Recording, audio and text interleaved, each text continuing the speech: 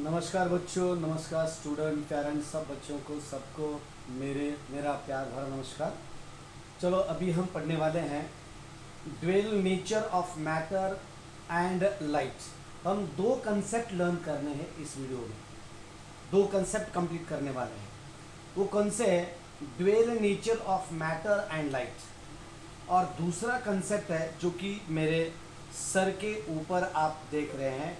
ऐसे दो कंसेप्ट अभी हम यहाँ पढ़ने वाले हैं, जो कि एक कंसेप्ट है, देखो, wave motion and its characteristics, यानी कि dual nature of matter and light. Dual nature बोले तो particle nature as well as wave nature, इन दोनों के बारे में हम पढ़ने वाले हैं। ड्वेल नेचर ऑफ मैटर यानी कि मैटर का ड्वेल बोले तो wave nature and matter particle nature, इस तरह से dual nature of matter and light, यानी कि particle nature and wave nature, इस तरह से एक ड्वेल नेचर ऑफ हम देखने वाले हैं। यानी कि मैटर वेव के फॉर्म में और पार्टिकल के फॉर्म में रहता है, ये अभी हम यहाँ पढ़ने वाले हैं। और वेव नेचर पढ़ने के बाद हम वेव मोशन यानी कि वेव्स एंड इट्स कैरेक्टरिस्टिक्स, यानी कि वेव किस तरह से एक जगह से दूसरी जगह ट्रैवल करती है, इसके बारे में भी हम पढ़ने वाले हैं। यानी कि दो कंसेप्ट मैं एक वीडियो में आपको ले रहा हूँ, तो वो कौन से कंसेप्ट है, किस तरह से हम पढ़ने वाले हैं, इसके बारे में हम आगे देखने वाले हैं। देखो अभी मैं आपको यहाँ एक वेव दिखा रहा हूँ। ये देखो, इस तरह से मैंने आपको एक पार्टिकल दिखाया है यहाँ। ये देखो, this is the particle, okay, this is the particle and this is the wave. यानी कि एक पार्टिकल का नेचर किस तरह से रहता है, वो भी मैंने यहाँ उसकी फिगर दिखाई है, और दूसरी फिगर मैंने आपके लिए यहाँ दिखाई है, और वो है वेव नेचर के बारे में। यानी कि अगर कोई लाइट वेव्स एक जगह से दूसरी जगह अगर ट्रैवल कर रही है, तो वो वेव के नेचर में किस तरह से एक जगह से दूसरी जगह ट्रैवल करती है, ये मैं बता। और दूसरा जो है वो पार्टिकल नेचर बोले तो पार्टिकल के फॉर्म में एक जगह से अगर वो दूसरे जगह जा रही है, तो वो पार्टिकल नेचर कहते हैं। यानी कि ड्वेल नेचर अब हम यहाँ पढ़ने वाले हैं। तो ड्वेल नेचर का जो कुछ भी कैरेक्टरिस्टिक्स है, जो साइलेंट फीचर्स है, ये साइलेंट फीचर्स अब यहाँ देखते हैं। तो देखो, what are the salient features of wave theory of light. Wave theory of light यानी कि अगर वेव्स थ्योरी ऑफ लाइट, उसका ड्वेल नेचर किस तरह से, देखो, what are the salient features of wave theory of light. यानी कि बहुत सारे शास्त्रज्ञ ने शुरुआती दौर में, न्यूटन ने क्या कहा था कि light travels in the form of particles. Light particle के स्वरूप में एक जगह से दूसरी जगह वो ट्रैवल करती है, ऐसा उन्होंने बताने की कोशिश की थी। और उसके बाद मैक्सवेल आ गए, उसके बाद यंग्स आ गए, बहुत सारे थॉमसन आ गए, उसके बाद बहुत सारे शास्त्रज्ञ आ गए, और उन्होंने लाइट के बारे में उन्होंने इन्वेस्टिगेशन किया, उन्होंने रिसर्च किया, और उन्हें जो कुछ देखने को मिला, उन्होंने जो कुछ भी किया, उसका कंक्लूजन उन्होंने कुछ रूल्स के हिसाब से, यानी कि रूल के फॉर्म में लिख के रखा है, और वो रूल्स अभी हम पढ़ रहे हैं। तो देखो, अभी एक dual nature of matter and light and matter and light का, मैटर बोले तो पदार्थ और लाइट बोले तो जो प्रकाश है वो, उसका ड्वेल नेचर, यानी कि वो दोनों भी particle nature as well as wave nature, ये दोनों में ही अस्तित्व दिखाते हैं। तो किस तरह से, तो चलो देखते हैं। तो फर्स्ट वन, मैक्सवेल इन 1864, कब 1864 found that N alternating current of high frequency.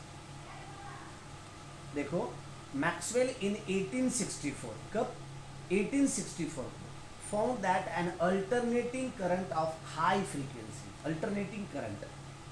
Frequency radiated energy in the form of waves. उन्होंने क्या किया, found that N alternating current, AC current हम बता रहे हैं, AC current, okay, AC current का।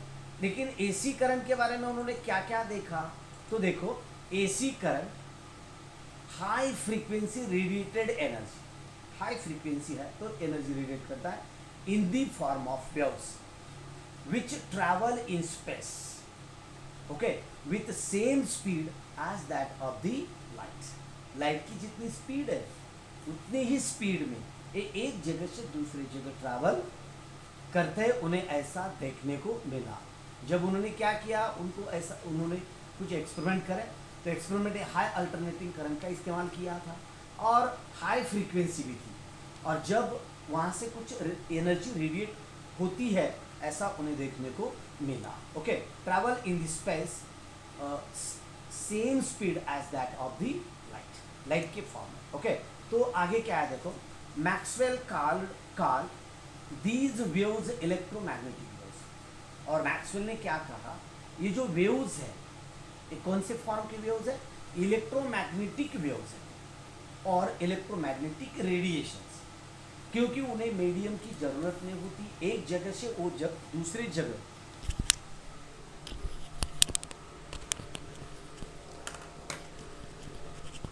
एक मिनट, साउंड में बिठाना भूल गया माइक।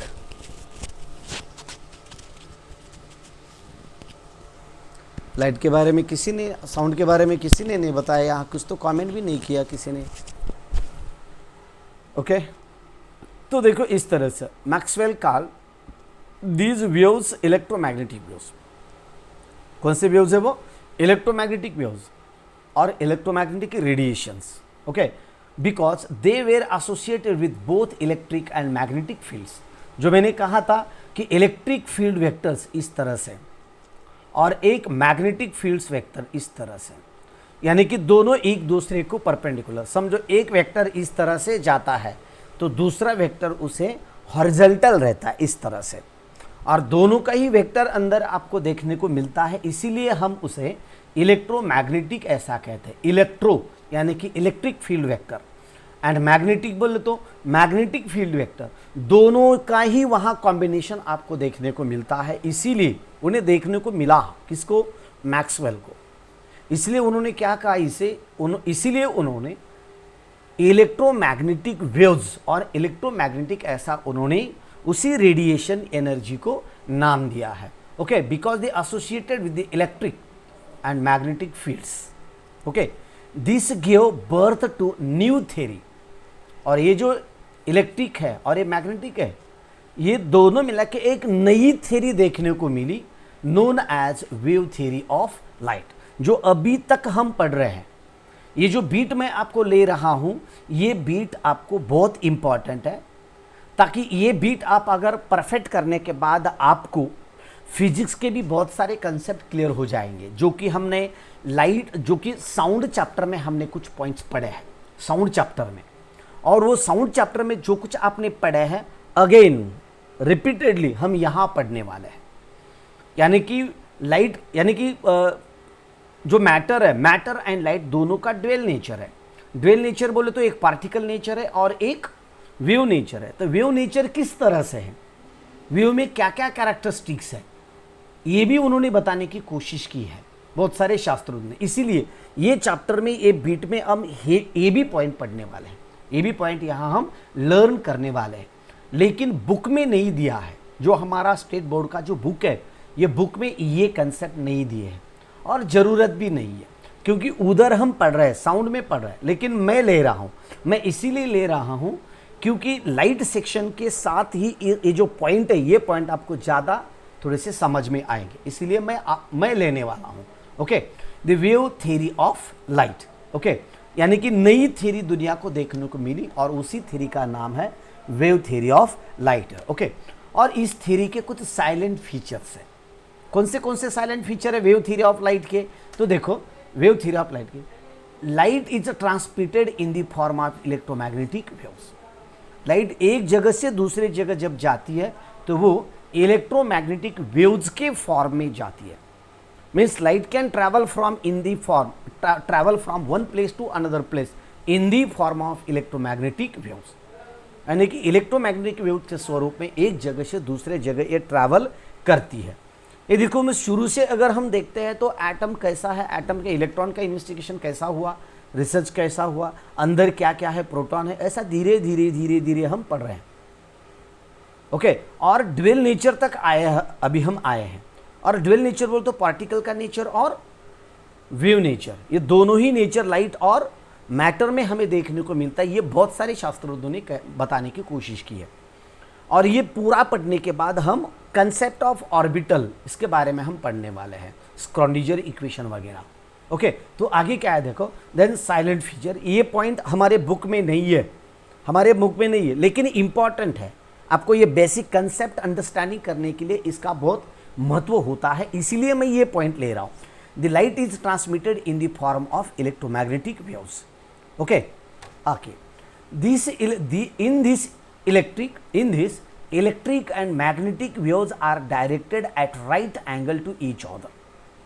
इसमें क्या है, इलेक्ट्रिक एंड मैग्नेटिक जो फील्ड वेक्टर्स रहते हैं, ये फील्ड वेक्टर्स एक दूसरे को परपेंडिकुलर रहते हैं, यानी कि राइट एंगल रहते हैं। यानी कि अगर एक वेव इस तरह से जा रही है, समझो एक वेव इस तरह से जा रही है, तो दूसरी वेव इस तरह से हॉरिजॉन्टली आती है। समझ में आ रहा ना, इस तरह से आती है वो, और दूसरे इस तरह से आते, यानी कि दोनों एक दूसरे को कैसे रहते हैं, परपेंडिकुलर रहते हैं, परफेक्टली परपेंडिकुलर रहते हैं। ओके, आगे का पॉइंट क्या है देखो, ईच अदर, देखो in this electric and magnetic waves directed at right angle to each other, right angle में रहते हैं। Okay, all electromagnetic waves travel with the same velocity. All electromagnetic, जो भी कुछ भी इलेक्ट्रोमैग्नेटिक वेव्स रहते हैं वो पूरे कैसे रहते हैं, सेम वेव में, यानी कि ऑल इलेक्ट्रोमैग्नेटिक वेव्स ट्रैवल, उनकी ट्रैवल करते हैं विथ सेम वेलोसिटी, यानी कि कांस्टेंट वेलोसिटी में वो जाते हैं, same velocity which is equal to velocity of light. यानी कि लाइट की वेलोसिटी जितनी है, लाइट की वेलोसिटी कितनी है हमारी, 3 × 10⁸ मीटर पर सेकेंड है ना, 3 × 10⁸ मीटर पर सेकेंड है उसकी, म्हणजे यानी कि इलेक्ट्रोमैग्नेटिक वेव्स की वेलोसिटी भी लाइट के वेलोसिटी के बराबर रहती है। दोस्तों अगर आप इस चैनल पे नए हैं तो सबको मैं रिक्वेस्ट करता हूँ, स्टूडेंट पेरेंट्स सबको मैं रिक्वेस्ट करता हूँ कि चैनल को सब्सक्राइब करो, बेल आइकॉन दबाओ, ताकि मैं आगे जो कुछ भी अपलोड करने वाला हूँ वीडियोस अपलोड, यानी कि हमारे एकेडमिक के रिलेटेड, तो उस वीडियो की नोटिफिकेशन आपको मिलेगी और वो वीडियो आप पूरे के पूरा देख पाएँ। इसीलिए ये चैनल सब्सक्राइब करना और बेल आइकॉन दबाना ज़रूरी है। नहीं तो ऐसा आपको लगेगा कि सब्सक्राइब करने के बाद ये टीचिंग करने वाले टीचर को कुछ पैसे मिलते हैं, वैसा कुछ नहीं है। टीचिंग यानी कि सब्सक्राइब करने से भी पैसे नहीं मिलते, लाइक करने से भी नहीं पैसे मिलते, कमेंट करने से भी पैसे नहीं मिलते। लाइक इसीलिए किया जाता है कि वीडियो अच्छा है या नहीं ये बताने के लिए लाइक रहता है। कमेंट आपकी जो कुछ भी डिफ़िकल्टी है वो वीडियो बनाने वाले को समझ में आए, इसीलिए वो कमेंट रहता है। और सब्सक्राइब रहता है, आगे आने वाला वीडियो अगर आपको चाहिए तो आप सब्सक्राइब कर सकते हैं। और बेल आइकॉन इसलिए दबाना होता है कि वीडियो जब आगे अपलोड हो जाएगा, आगे जो कुछ भी फ्यूचर में, तो उसका नोटिफिकेशन आपके मोबाइल में आ जाएगा और आपको सूचना मिलेगी कि ये वीडियो इसी चैनल पे अपलोड किया है, अगर आपको देखना है तो आप देख सकते हैं। इसीलिए ये सब्सक्राइब और बेल आइकॉन दबाना होता है। नहीं तो बहुत सारे लोगों को लगता है कि सब्सक्राइब करो, बेल आइकॉन दबाओ, लाइक करो, कमेंट करो। ये क्यों रहता है, इससे बहुत एक शायद इनको पैसे मिलते होंगे, पैसे नहीं मिलते इनसे। ओके, आपके देखने से भी पैसे नहीं मिलते। ओके, चलो तो आगे का पॉइंट क्या है, all electromagnetic waves travel with the same velocity which is equal to the velocity of light, okay, these waves do not require any medium, यानी कि इलेक्ट्रोमैग्नेटिक वेव्स को किसी भी माध्यम की जरूरत नहीं होती, any medium for the propagation और ट्रांसमिशन, यानी कि वेव्स एक जगह से दूसरे जगह जाने के लिए उनको किसी प्रकार के मीडियम की आवश्यकता नहीं होती, किसी प्रकार के मीडियम की जरूरत नहीं होती। विदाउट मीडियम ये एक जगह से दूसरे जगह ट्रैवल करते हैं, इसलिए हम इन्हें क्या कहते हैं, इलेक्ट्रोमैग्नेटिक वेव्स। इलेक्ट्रोमैग्नेटिक, ये इलेक्ट्रोमैग्नेटिक क्यों कहा जाता है, इलेक्ट्रो एंड मैग्नेटिक, ये दो शब्द एकत्र, यानी कि एक जगह आके एक कंप्लीट एक शब्द बन जाता है, electro and magnet. Electromagnetic waves, electric vector, electric field vector and magnetic field vector, दोनों ही एक दूसरे में घुल मिल जाते हैं, लेकिन दोनों का वाइब्रेशन एक दूसरे को परपेंडिकुलर होता है, इसलिए इन्हें हम इलेक्ट्रोमैग्नेटिक वेव्स कहते हैं। और इन्हें मीडियम की ज़रूरत नहीं होती, एक जगह से दूसरी जगह जाने के लिए माध्यम की, किसी प्रकार के माध्यम की ज़रूरत नहीं होती, मीडियम की ज़रूरत नहीं होती। और इसमें से कुछ एग्जाम्पल मैं आपको बता रहा हूँ। तो देखो, एक्सरेज है, X-rays, gamma rays, UV rays बोले तो ultraviolet rays, okay, IR rays, IR बोले तो इंफ्रारेड रीजन्स रेज है, okay. Microwaves shows these natures. और ये सब जो है ना, ये जो मैं आपको अभी बता रहा हूँ, ये सब क्या दिखाते हैं? X-rays, gamma rays, UV rays बोले तो अल्ट्रावायोलेट रेज, IR बोले तो इंफ्रारेड रीजन्स, ये पूरे के पूरे आपको एक मीडियम दिखा देते हैं, okay. Microwave shows these natures, ये नेचर आपको देखने को मिलता है। स्पेक्ट्रम क्या है और स्पेक्ट्रम किस तरह से रहता है, ये भी मैं आपको बताने वाला हूं। तो दोस्तों, इस तरह से हुआ ये ड्वेल नेचर ऑफ लाइट के बारे में। Dual nature of light, light का जो ड्वेल नेचर है, द्विहेरी जो नेचर है, पार्टिकल और वेव नेचर, ये दोनों के बीच, यानी कि दोनों के बारे में मैंने आपको यहाँ अच्छी तरह से बताने की कोशिश की है, ओके। आगे हम देखते हैं वेव नेचर के बारे में। वेव में जो कुछ भी इंपॉर्टेंट बीट्स है, जो कुछ भी इंपॉर्टेंट कंसेप्ट है, यानी कि हम किसे वेव कहते हैं, वेवलेंथ किसे कहा जाता है, एम्पलीट्यूड क्या है, किस तरह से ट्रैवल करता है, उसका वाइब्रेशन किस तरह से रहता है, इसके बारे में मैं आपको यहाँ बताने वाला हूँ, okay. Okay, Abhijit Patil sir, Borla पाणी लागले का नाही त्या व्हिडिओमधल्या? ओके, लागले बेटा, लागले, ओके। त्यानंतर पुढे आणखी एक तसा जनरल व्हिडिओ टाकणार आहे मी शेतीमध्ये गेलो होतो आणि अक्षरशः माझ्या आजूबाजूला वानरं होते, मला सुद्धा पत्ता नव्हता, झाडावर वानरं होते, झाडावर, आणि अचानक त्यांनी ओरडले तर मी झाडाखाली 7-8 वानर झाडाखाली, आंब्याच्या झाडाखाली.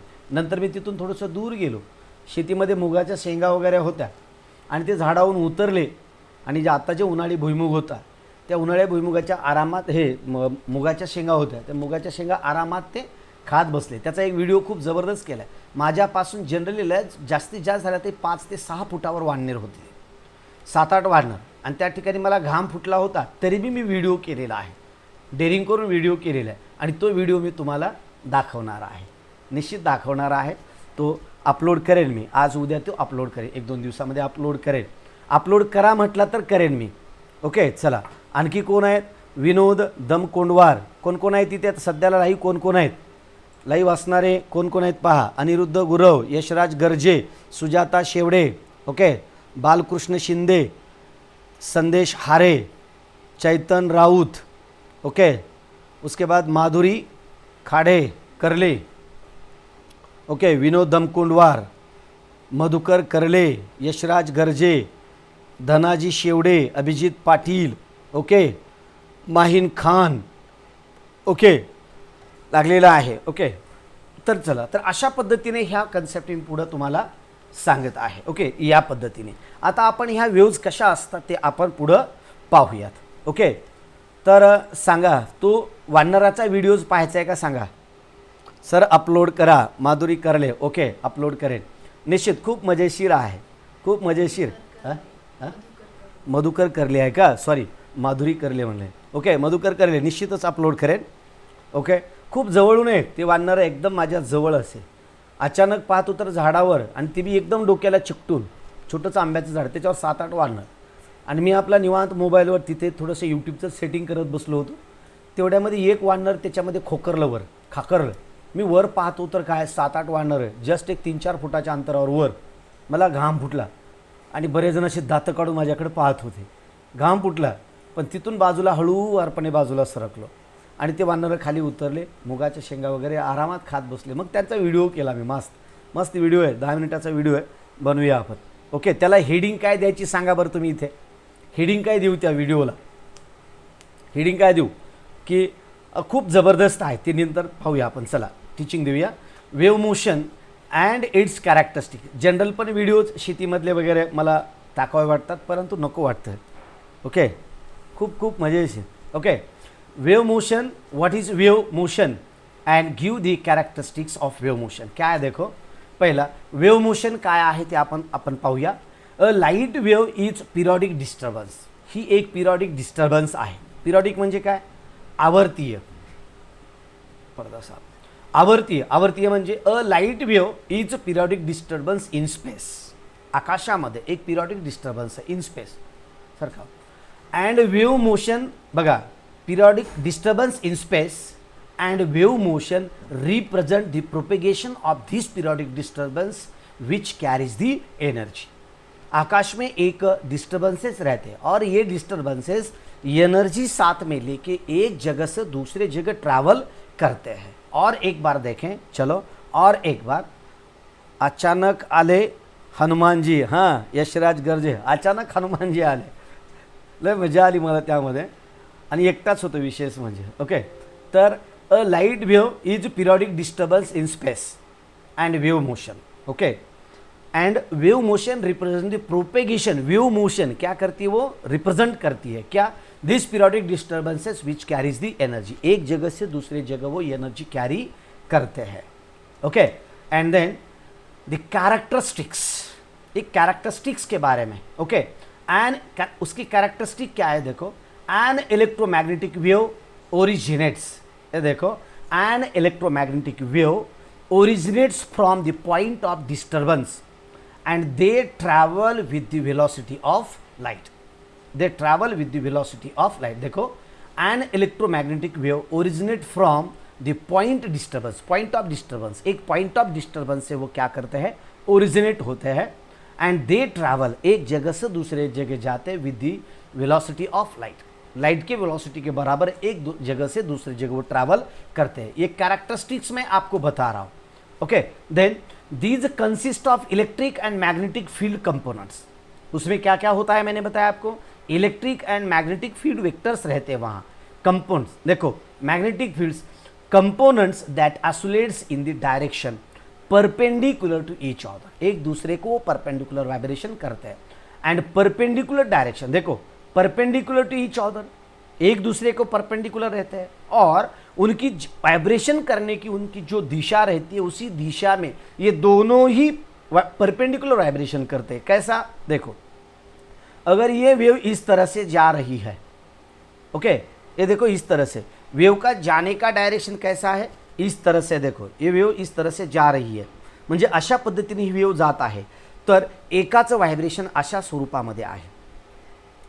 परपेंडिकुलर ना, वेव अशी जाते आणि व्हायब्रेशन अशा दिशेमध्ये आहे म्हणजे परपेंडिकुलर व्हायब्रेशन आहे. दुसरी कंडिशन, वेव अशी जात आहे पण व्हायब्रेशन मात्र असं आहे. समजलं ना, परपेंडिकुलर व्हायब्रेशन म्हणजे हे बी वेवची दिशा ही आहे म्हणजे वेव अशा दिशेने जाते, ही वेव अशा दिशेने जाते. एक वेव अशा पद्धतीने व्हायब्रेशन आहे आणि एकाचं अशा पद्धतीने व्हायब्रेशन आहे म्हणजे both are perpendicular to the direction of propagation of wave है. बराबर है ना, समझ में आया होगा. Okay, then consist of electric. Okay, देखो, perpendicular to the each other, एक दूसरे को परपेंडिकुलर है and perpendicular to the direction in which the wave is travelling. Wave जिस डायरेक्शन में जा रही है उसी डायरेक्शन वो क्या है, परपेंडिकुलर है. उसको भी समझ में आया होगा आपको. अगर नहीं समझ में आया तो थोड़ा सा बैक जाके देखिए. Okay, it propagates in the form of up and down movements. It propagates बोले तो एक जगह से दूसरे जगह जाते हैं. लेकिन कैसे जाते हैं, एक जगह से दूसरे जगह जाते हैं लेकिन अप एंड डाउन के फॉर्म में ये जाते हैं. अप एंड डाउन के फॉर्म में, इस तरह से अप एंड डाउन बोले तो इस तरह से मूवमेंट करते, एक जगह से दूसरी जगह वो जाते हैं. अप एंड डाउन, अप बोले तो ऊपर और डाउन बोले तो नीचे, इस तरह से. ओके, और आगे का point, it propagate in the form of up and down movements. Okay, उसके बाद as the wave propagates its amplitude increases. जैसे जैसे वेव जा रही होती है उसका एम्पलीट्यूड इंक्रीज होता एंड अटेन्स मैक्सिमम वैल्यू, और वो एक मैक्सिमम वैल्यू अटेन करता है. And at this point the amplitude is called crest. यानी कि वेव जब जाते हैं तो उस वक्त उस वक्त उसका जो रिपीटेडली मोशन होती है, रिपीटेडली बोले तो एक जगह से दूसरी जगह वो जाती है तब वो मैक्सिमम डिस्टेंस वो कवर करती है। तो इस तरह से समझो ये वेव इस तरह से जा रही है, समझो पेन सटकत आहे इथे, किती काढायचं म्हटलं तर थोडासा त्रास होतो। पेन जरा स्मूथ आहे, एकदम काच असल्यासारखा सरफेस आहे, हे पहा इतका स्मूथ आहे, चमकेल सुद्धा इथे, हे पहा इतका स्मूथ आहे, त्यामुळे इथं पेन सटकते। नाही तर तुम्हाला लिहिताना वाटेल की या मास्तरला लिहिताच येत नाही, असं नाही आहे, पेन सुटकून सटकते बाजूला। ओके, आणि घाम येतोय हाताला भरपूर। आणि मग यामध्ये काय आहे तर अशा पद्धतीचा हा आपण देऊया, हे मीन पोझिशन। आणि ही जे ना ही जे पॉईंट आहे ही maximum position of particle from its mean position, this is called as amplitude. मग अप साईडला असेल किंवा डाऊन साईडला असेल, हे सुद्धा अँप्लिट्यूडच आहे आणि हे सुद्धा काय आहे अँप्लिट्यूड। म्हणजे एखादी वेव्ह जर अशा पद्धतीने जर जात असेल, या पद्धतीने जर वेव्ह जर जात असेल, पहा या पद्धतीने, ओके, जर अशा पद्धतीने जर ही जर वेव्ह जात असेल तर यांचा हा जो काय मॅक्झिमम डिस्प्लेसमेंट ऑफ पार्टिकल, ये देखो मैक्सिमम डिस्प्लेसमेंट है ना, ये कौन से भी एक साइड, अपर डायरेक्शन हो या लोअर डायरेक्शन हो, this one is called as amplitude increases and attain the maximum value. इसका एम्पलीट्यूड इंक्रीज होते जाता है इस तरह से और एक मैक्सिमम वैल्यू पे रहता है, maximum eight this point the amplitude is called crest. जो मैक्सिमम एम्पलीट्यूड रहता है उसी पॉइंट को हम क्या कहते हैं, क्रेस्ट कहते हैं, मैक्सिमम। और ये लोवेस्ट डायरेक्शन में अगर हम लेते हैं तो इसे हम ट्रफ कहते हैं, लोवेस्ट डायरेक्शन में अगर हम लेते हैं तो उसे क्या कहेंगे, ट्रफ। ये देखो क्रेस्ट है, ये जो है ना ये क्रेस्ट है और ये ट्रफ है, TROUGH, हम इसे ट्रफ कहते हैं। Okay, then further movement of the wave decreases its amplitude and attain a zero value on the line of propagation. Further movement makes the amplitude negative direction, नीचे की ओर, until it attains the minimum value, कम से कम। This position of wave is called trough. त्या पोजिशनला आपण trough असे म्हणतो, जी आता सांगितली तुम्हाला। After this point the amplitude again increases till crest position is reached. और बाद में ये देखो इस तरह से समझो ये है, तो इस तरह से ये रहा मैक्सिमम, क्रेस्ट हो गया, इसके बाद ये डाउन साइड में आ गया, ये हुआ ट्रफ, इसके बाद ये हुआ क्रेस्ट ट्रफ, इस तरह से क्रेस्ट ट्रफ करके वेव एक जगह से दूसरी जगह ट्रॅव्हल करती है। ओके सर, हे किटची प्राइस किती आहे? प्राइस भरपूर आहे मित्रा, किमती कशाला विचारतोय? Okay, hence a wave motion is implies, wave motion is implies बोले तो इम्प्लाइज क्या, implies a continuous sequence of crest, continuous sequence of crest. Total setup जर तुला जर सांगायचं जर म्हटलं ना, टोटल सेटअप सॉफ्टवेअरचा वगैरे सर्व जवळजवळ 2.5 ते 3 लाखाचा सेटअप आहे माझा, 3 लाखाच्या आसपास। आणि सर्वात महत्त्वाचं म्हणजे हे जे मटेरियल आहे, मार्केटमधून तुम्ही सेट खरेदी करू शकाल, लॅपटॉप वगैरे कुणी खरेदी करू शकेल, पण याच्यामध्ये जे मटेरियल देतोय ना, हे मटेरियल भयानक मेहनतीनं बनवलेलं आहे, रात्रा जागू बनवलेलं मटेरियल आहे। त्यामुळं एवढे classes on the spot me 6 classes घेऊ शकतोय। लक्षात, एक व्हिडिओ बनवायचा म्हटलं तर त्याची 12 वाजतात शिक्षकाचे, पण 6 व्हिडिओज मी पूर्णतः घेतोय, कारण का हे माझ्याकडं मटेरियल रेडी आहे, मी बनवलेलं आहे। ओके, आता याच्यामध्ये नॉर्मल चेंजेस करावे लागतात, जसा सिलेबस असेल त्या पद्धतीने। Okay, a wave motion implies continuous sequence of crest and trough. एक बार क्रेस्ट आता है, उसके बाद ट्रफ आता है, क्रेस्ट आता है, ट्रफ आता है, क्रेस्ट आता है, बहुत। ओके, इस तरह से ये अल्टरनेटली आ जाते हैं। अगर बच्चों आपको मैं बताना चाहूँ तो मेरे पास एक चैप्टर के तकरीबन एक चैप्टर के कम से कम 2000 के आसपास प्रॉब्लम है। अगर पूरा फिजिक्स का निकालेंगे हम, खाली पूरा फिजिक्स का 11 का या हो या 12 का हो, तो तकरीबन एक चैप्टर के कम से कम, यानी कि एक सब्जेक्ट के कम से कम 40,000 MCQ होंगे मेरे पास एक चैप्टर के। लेकिन उतना नहीं ले सकता मैं, यहाँ टाइम लिमिटेड पड़ता है। लेकिन आपको नोट्स के फॉर्म में चैनल पे रखने वाला हूँ, वेबसाइट पे रखने वाला हूँ, वहाँ से आप डाउनलोड कर सकते हैं, वहाँ से आप डाउनलोड करके ले सकते हैं। ओके,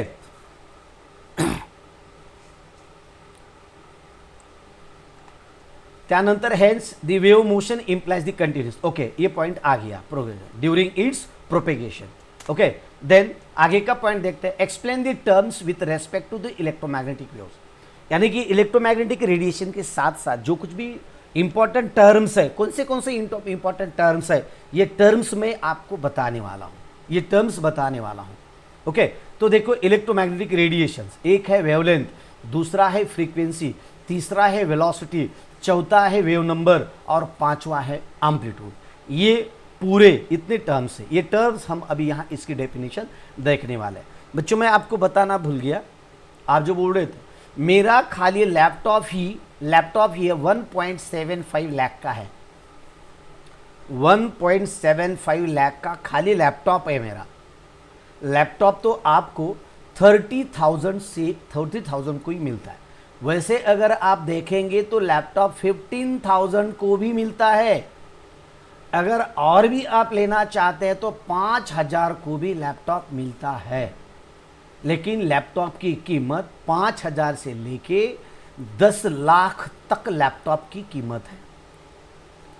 एकम, दम, शतम, सहस्र, दश सहस्र, लक्ष और ये इस तरह से, बरोबर है ना, 10 लाख. ओके, तो इस तरह से 10 लाख तक लैपटॉप की कीमत है. 10 लाख तक. उसकी कैपेसिटी वगैरह, मेरी कैपेसिटी जितनी है मैंने उतना ही ले लिया. तकरीबन 1.7 लाख के आसपास का मैंने ये ले लिया है. ओके, ये प्रोसेस उतनी लगती है, उसकी स्पीड चाहिए, बहुत सारा मटेरियल. ओके, चलो हम देखते हैं वेवलेंथ. वेवलेंथ के बारे में. तो वेवलेंथ क्या है? वेवलेंथ बोले तो एक क्रेस्ट और एक ट्रफ दोनों मिलके एक वेव बन जाती है. एक क्रेस्ट और एक ट्रफ है, एक क्रेस्ट और एक ट्रफ. इसे हम वेवलेंथ कहते हैं और इसे हम लैम्बडा से मेजरमेंट करते हैं. देखो इस तरह से वाइब्रेटिंग सोर्स है. देखो वाइब्रेटिंग सोर्स है, इधर हम उसे अगर वाइब्रेट कर रहे हैं तो इस तरह से वाइब्रेशन हो जाता है. ओके, वाइब्रेशन होने के बाद एक एनर्जी एक जगह से दूसरी जगह ट्रैवल करती है. तो ये जो मैक्सिमम पॉइंट आता है इस तरह से अपर साइड का, इसे क्या कहते हैं हम? क्रेस्ट कहते हैं. और जो लोअर डायरेक्शन जो पॉइंट आता है एक जगह से दूसरी जगह अगर लाइट ट्रैवल कर रही है तो ये होता है ट्रफ होता है. ओके, और ये एक ट्रफ एक क्रेस्ट और क्रेस्ट के बीच, यानी कि एक आधा क्रेस्ट और एक आधा, ये आधा क्रेस्ट और ये पूरा ट्रफ हम लेते हैं तो ये एक वेव बन जाती है. तो बच्चे बोलेंगे सर आधा क्रेस्ट लेना पड़ता है क्या? वैसा नहीं है, मैं खाली यहाँ है तो इसलिए बता रहा हूँ. देखो अगर आप यहाँ से लेके ये जो पॉइंट है ना, यहाँ से लेके अगर आप यहाँ तक लेते हैं तो this distance is called as wavelength. याला आपण वेवलेंथ असे म्हणतो. समझ में आ रहा है आपको? This is the wavelength. ये वेवलेंथ है. देखो यानी कि एक पूरा क्रेस्ट है और एक पूरा ट्रफ है. एक पूरा क्रेस्ट और पूरा ट्रफ मिलके, ये दोनों मिलके एक वेव बन जाती है. और उन दोनों की जो कुछ भी लेंथ रहेगी उसी लेंथ को हम कहते हैं वेव लेंथ कहते हैं. ओके, ये बेसिक टर्म्स है. ये बेसिक टर्म्स आपको बहुत जरूरी है, बहुत ही इंपॉर्टेंट है, इसलिए आप बार इसे देखा करो. ओके, इसके बाद वेवलेंथ ये हुआ. ये रहा फ्रीक्वेंसी. फ्रीक्वेंसी बोले तो क्या समझो, ये वेव्स ऐसे एक जगह से दूसरी जगह जाते हैं, यानी कि पार्टिकल का अप एंड डाउन होता है, मीडियम के पार्टिकल का इसी तरह से अप एंड डाउन होता है. अगर ये पार्टिकल अप एंड डाउन कर रहे हैं, इलेक्ट्रोमैग्नेटिक वेव्स का अप एंड डाउन हो रहा है, तो एक सेकंड में ये कितना अप एंड डाउन करते हैं, यानी कि एक सेकंड में ये कितना वाइब्रेशन करते हैं, उसे कहते हैं हम frequency. That is called as frequency. देखो इसकी डेफिनेशन वेवलेंथ बता दिए मैंने. ये देखो the distance between two nearest crest और nearest trough is called wavelength. समझो आप, अभी मैंने आपको बताया था यहाँ से लेके यहाँ तक डिस्टेंस बताया था एक वेव का. ऐसा भी है यहाँ से लेके यहाँ तक भी आप डिस्टेंस लेते हैं फिर भी एक वेव बन जाती है. ओके, फिर भी एक ट्रफ और एक क्रेस्ट दोनों मिलके क्या होता है? वन वेव होती है. ओके, नियर क्रेस्ट और नियरेस्ट ट्रफ, नियरेस्ट क्रेस्ट और nearest trough is called wavelength. It is denoted by lambda. Lambda से इसे इंडिकेट किया जाता है. लैम्बडा, इट इज नॉट शैम्बडा. शैम्बडा नहीं, शैम्बडा को इधर हाल. इट इज कॉल्ड एज शैम्बडा. इट इज डिनोटेड बाय शैम्बडा. ओके, इट इज नॉट शैम्बडा, this is the lambda and is measured in terms of centimeter. इसे मेजरमेंट करने के लिए बहुत सारे यूनिट का इस्तेमाल किया जाता है। ओके, कौन से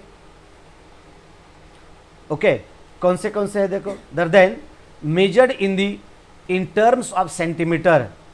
ओके, उसके बाद एंगस्ट्रॉम, उसके बाद माइक्रोन, उसके बाद नैनोमीटर। इसमें ये एक्सप्रेस किया जाता है इस तरह से। ओके, एंगस्ट्रॉम में भी एक्सप्रेस किया जाता है। एक एंगस्ट्रॉम बोले तो 10 to the power of -10 metre होता है। एक angstrom is equals to 10 to the power of -10 metre. एक एंगस्ट्रॉम में भी एक्सप्रेस किया जाता है। उसके बाद है ये माइक्रोन, माइक्रोन में भी इसे एक्सप्रेस किया जाता है 10 to the power of micro बोले तो 10 टू द पावर ऑफ -6 में। और नैनोमीटर, नैनो बोले तो 10 to the power of -9 metre, 10 to the power of -9 metre. इस तरह से 10 to the power of -9 metre. एक नैनोमीटर आप लेते हैं तो एक नैनोमीटर बोले तो 10 to the power of -9 metre इतना आता है। अगर आप इसको पिकोमीटर में भी मेजरमेंट किया जाता है, अगर पिकोमीटर में मेजरमेंट किया जाता है तो एक picometre is equals to 1 pm is equals to 10 to the power of -12 metre. इस तरह से ये आता है। आगे है, शायद मैंने दिया है ये टर्म्स पूरे। ओके ओके, देखो एक angstrom 10 to the power of -8 metre, -8 metre है, सॉरी -8 सेंटीमीटर है, और 10 to the power of -10 metre है। एक एंगस्ट्रॉम के बराबर। ये लिख लो, ये लिख के लो। अगर आप ये लिख के लेते हैं तभी ये आपको समझ में आएगा। Okay, are you joking? Okay, Nazia Shaikh, are you joking? Yes, करा बरं अधूनमधून एखादी गोष्ट, आहे की नाही? तुला राग आला की काय नाजिया? नाही ना? काय सांगता येतं? एखाद्याला शिंबुडी येत असेल तर त्याला राग येण्याची शक्यता असते। ओके, पण तू नसशील शेंबडे। आता 10वीचे 11वीचे शेंबडे नसतात, फिरी शिंबूड वरणारे बारके असतात, इकडून असा लांबणीचा पट्टा कोपरापासून असा। Okay, this is the lambda, not शेंबडा। सांगण्याचा पाठीमागचा उद्देश एक आहे की कोणत्या ना कोणत्या निमित्तानं थोडासा जोक करायचा आणि तो समजावून सांगायचा, बस, याच्या पलीकडे काही नसतं। समजावून सांगायचं बस, तुमच्या कोणत्या ना कोणत्या निमित्तानं ते लक्षात राहावं। कारण का की वेवलेंथ शेंबडाने दर्शवली जाते का? नहीं। तो वेवलेंथ कशाने दर्शवली जाते? लैम्बडाने दर्शवली जाते। ओके, 1 नैनोमीटर, ये देखो मैंने बताया 10 to the power of -7 centimetre, बोले तो 10 to the power of -9 metre है। ओके, उसके बाद देखो micrometre 10 to the power of -4 centimetre है। तो इसे हम मीटर में अगर एक्सप्रेस करते हैं तो 10 टू दी पावर ऑफ -6 में एक्सप्रेस किया जाता है। उसके बाद 1 सेंटीमीटर बोले तो 10 to the power of +8 angstrom, उल्टा कन्वर्जन दिया। 1 सेंटीमीटर बोले तो 10 to the power of 8 angstrom, बराबर है। अगर 1 मीटर लेते हैं तो 10 to the power of +10 angstrom आएगा, ठीक है ना? +10 एंगस्ट्रॉम आएगा। और उसके बाद 10 to the power of 4 micro, उसके बाद 10 to the power of 7 nanometre. Okay, and then इसके आगे लेते हैं। आगे का पॉइंट क्या है? ले हसू यायले रे, यशराज गर्जे, शोभ शिंदे, ओके, हसू यायलंय, ओके, ठीक है। ओके, चला, तर फ्रीक्वेंसी में क्या है देखो, it is defined as the number of waves which pass through a point in 1 second. देखो मैंने अभी बताया था, it is defined as the number of waves. Number of waves कितने पास हो जाते हैं? नंबर ऑफ वेव्स यानी कि एक वेव बोले तो एक क्रेस्ट एंड एक ट्रफ, यानी कि कितने क्रेस्ट 1 सेकेंड में, 1 सेकेंड में कितने क्रेस्ट वहाँ से गुजर जाते हैं, यहाँ से गुजरते हैं, यानी कि कितने क्रेस्ट जाते हैं, तो उसे हम क्या कहते हैं? Frequency. That is called as frequency. Okay, उसे हम फ्रीक्वेंसी कहते हैं। 1 सेकेंड में कितने क्रेस्ट और कितने वेव्स जाते हैं उसे हम क्रेस्ट कहते हैं। ओके, इसके बाद देखो ये हुआ फ्रीक्वेंसी। और एक दूसरी डेफिनेशन मैं आपको बता देता हूँ। समझो हमारे सर के ऊपर जो फैन वगैरह फिरता है, फैन, उसका 1 मिनट में कितना रोटेशन होते हैं, कितने रोटेशंस होते हैं, उसे हम फ्रीक्वेंसी कहते हैं। उसे भी हम क्या कहते हैं? Frequency. That is also called as frequency. Okay, that lambda v is equals to distance travelled in 1 second. Lambda v is equals to distance travelled in 1 second, 1 second में डिस्टेंस कितना ट्रैवल करता है, lambda v is equals to velocity. देखो it is denoted by, देखो it is denoted by symbol nu से रिप्रेजेंट किया जाता है, न्यू से, ये आगे का पॉइंट मैंने बता दिया। न्यू से रिप्रेजेंट, न्यू बोले तो वी जैसा नहीं है, ये देखो वी और न्यू में फर्क होता है, इस तरह से ये न्यू, ओके, और ये वी और ये गैमा, इस तरह से तीनों का फर्क देखो, तीनों का फर्क ये इस तरह से, गैमा और न्यू में नॉर्मल डिफरेंस है, ये न्यू है और ये गैमा है और ये वी है, तीनों का डिफरेंस देखो। गैमा अगर आप देखेंगे तो नीचे उसको थोड़ी सी नॉट रहती है, इसी तरह से थोडीशी गाठ असते बुडाला। न्यू म्हटल्याच्या नंतर हे व्हीच असतो, हा व्हीच असतो, पण वरची बाजू थोडीशी अशी तिरपी असते।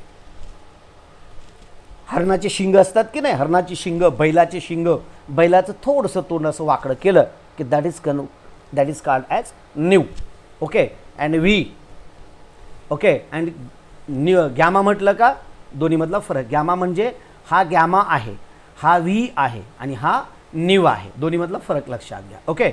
Is expressed in the terms of cycles, cycles बोले तो राउंड्स और waves per second, this is also called as CPS, cycle पर सेकंड, CPS,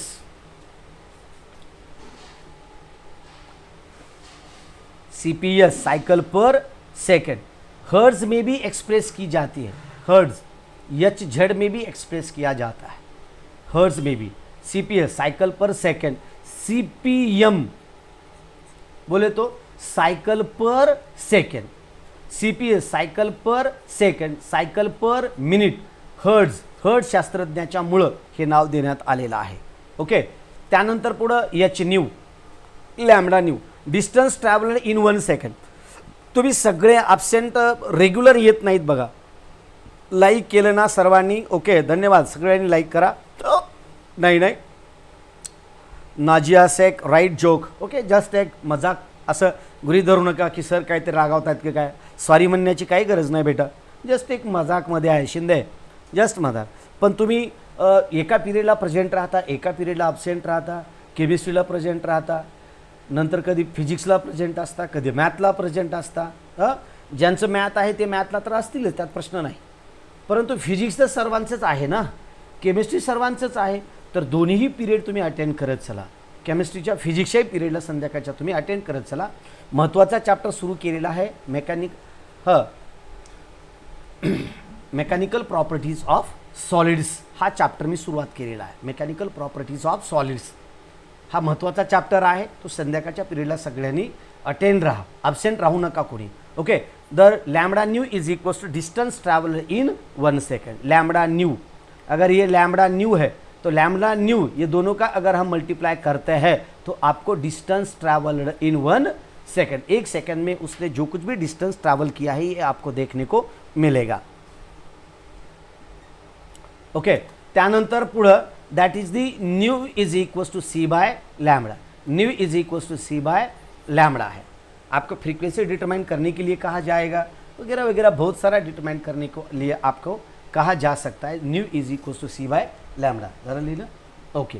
और इसके बाद आगे का पॉइंट है, देखो that next one is velocity, velocity बोले तो वेव्स ट्रैवल करने की उसकी वेलोसिटी, वेव्स की, तो वेव्स की वेलोसिटी किस तरह से रहती है, देखो it is denoted as the distance curve, sorry it is defined as the distance covered in 1 second, distance covered in 1 second, यानी कि वो जो वेव रहती है वो वेव 1 सेकेंड में वो कितना डिस्टेंस कवर करती है, यानी कि हमारी जो गाड़ी रहती है 1 मिनट में कितना डिस्टेंस कवर करती है, आवर में कितना डिस्टेंस कवर करती है, उसी तरह 1 सेकेंड में ये वेव कितना डिस्टेंस ट्रैवल करती है उसे हम वेलोसिटी कहते हैं। वेलोसिटी की डेफिनेशन क्या है, the rate of change of displacement with respect to time, the rate of change of displacement, displacement बोले तो अंतर, डिस्टेंस चेंज करने का उसका जो कुछ भी रेट रहता है, दर रहता है, रेट, तर त्याला आपण वेलोसिटी असे म्हणतो। अंतर बदलाच्या दरास वेग असे म्हणतात, अंतर बदलाच्या दरास वेग असे म्हणतात, लक्षात घ्या। अंतर बदलण्याचा जो दर असतो, एका ठिकाणी दुसऱ्या ठिकाणी जाण्याचा जो दर आहे त्याला आपण व्हेलॉसिटी असे म्हणतो. ओके, और ये डिटरमाइन करने के लिए it is denoted by the symbol C. It is denoted by the symbol C. और कहीं जगह ये सी से रिप्रेजेंट किया जाता है तो कहीं जगह ये वी से रिप्रेजेंट किया जाता है, वी से, यानी कि it represented as C in some cases. काही ठिकाणी सी ने रिप्रेझेंट केला जातो तर काही ठिकाणी मात्र व्ही ने रिप्रेझेंट केला जातो. हे लक्षात ठेवा.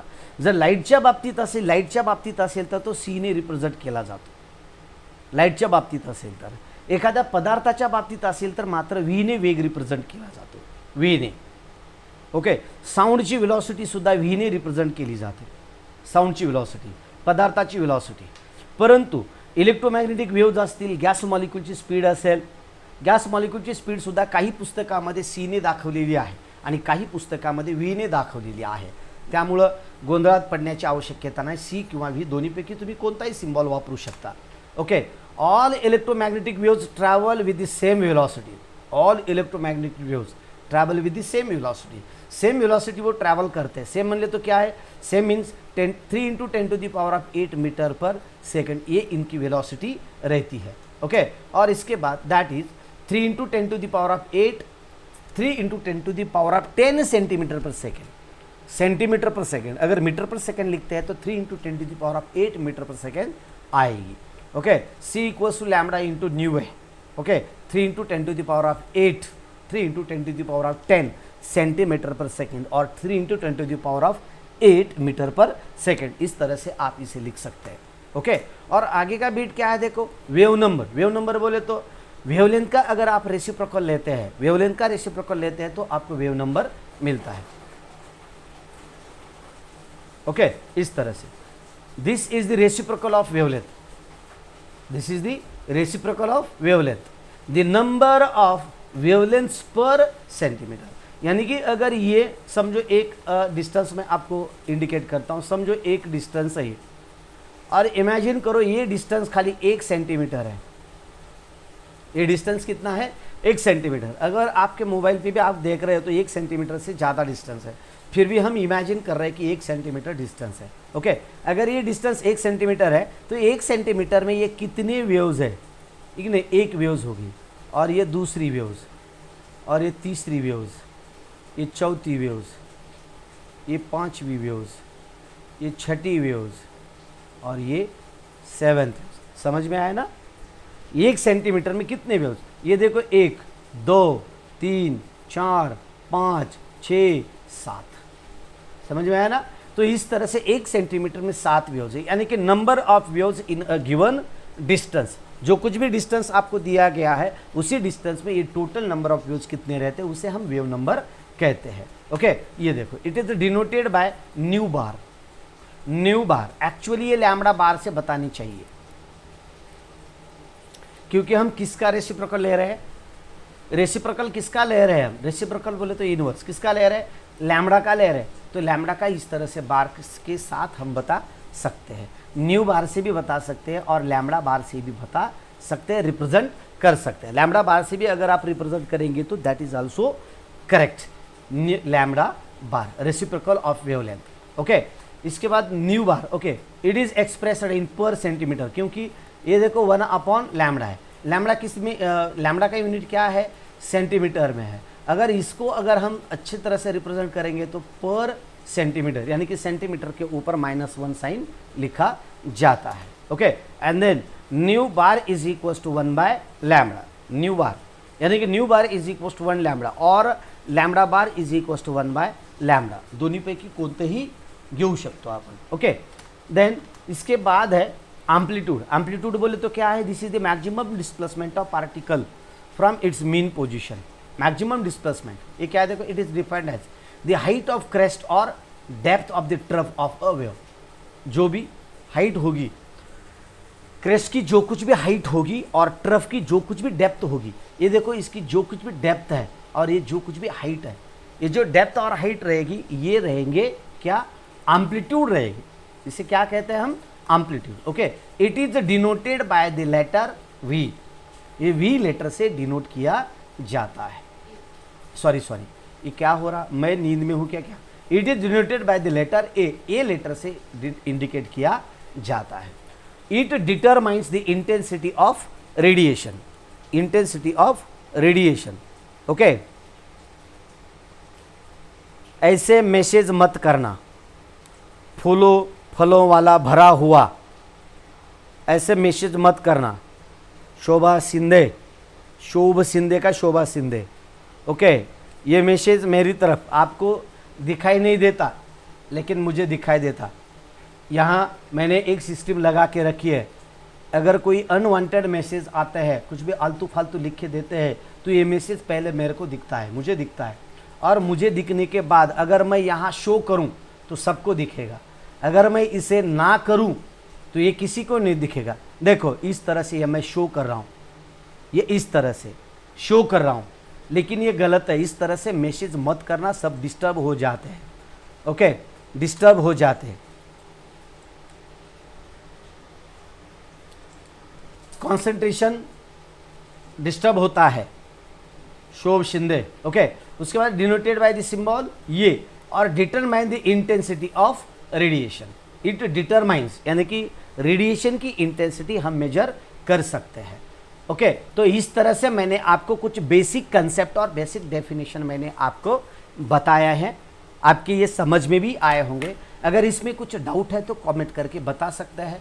लाइक नहीं किया है तो जल्दी से लाइक करो, कमेंट करो, और अपने दोस्तों तक इसे शेयर करो। शेयर करना बहुत ज़रूरी है, लाइक से भी ज़्यादा शेयर बहुत ज़रूरी है, क्योंकि लाइक करेंगे तो यही रहेगा। तो लाइक और शेयर करने में कितना लगता है यार? लाइक तो आप किया होगा, किए होंगे सबने लाइक। ओके, तो इसके बाद hard work for your student. Okay, धन्यवाद धन्यवाद प्रशांत डिगोळे, धन्यवाद भांजे, धन्यवाद। हे माझे भाचे आहेत प्रशांत डिगोळे, सध्या ते कोल्हापूरहून आहेत, कोल्हापूरहून त्यांनी व्हिडिओ पाहत आहेत आणि सांगत आहेत की hard work for your student. धन्यवाद धन्यवाद। तर करावं लागतं, आपल्याकडं नॉलेज आहे तर आपण द्यायला पाहिजे, आणि नॉलेज दिल्याने वाढतं। जगात एकच गोष्ट अशी चीज आहे आणि ते म्हणजे नॉलेज, की ते दुसऱ्याला वाटल्यानं वाढत जातं। पैसा दुसऱ्याला वाटल्याने कमी होतो, पण नॉलेज दुसऱ्याला वाटल्याने, दुसऱ्याला दिल्यामुळे नॉलेज आणखी वाढत जातं। आणि म्हणून यांना नॉलेज मी देत असताना सोबत माझंसुद्धा नॉलेज वाढत आहे। प्रशांतराव, आपण व्हिडिओ पाहत आहे त्याबद्दल मी तुमचा धन्यवाद।